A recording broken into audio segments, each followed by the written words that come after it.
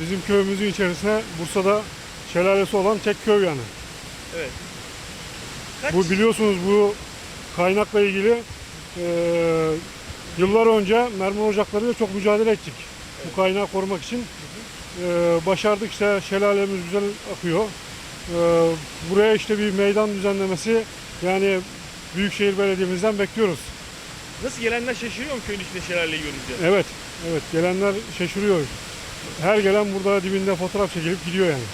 Katmaz mı? Daha mesela şu çınar ağaçları falan adam akıllı yaprak açtığında Evet. gayet güzel, gölgesi güzel. Yani içinde dibinde çay içilebilecek Evet. muazzam güzel bir yer. Köyün içerisinde şelale var diye Evet.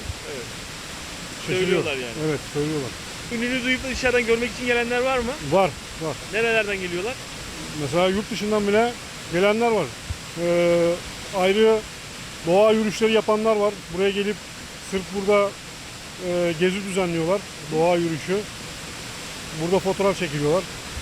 Gidiyorlar yani. Şelalemizin ismi Akpınar Şelalesi. Köyümüzdeki şelale yıllardan beri akıyor. Bir ara durdu.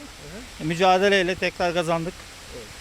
İnşallah bundan sonra biz olduğumuz sürece akmaya devam edecek. Bu Orhaneli bölgesinde zaten suyu bol olan Başköy var. Şelale olan da Başköy. Bir köyün içinde gelen giden çok dikkatini çekiyor. Orhaneli'den olsun her taraftan gelen giden oluyor şelale için. Geliyor. Türkiye'nin her tarafından geliyor.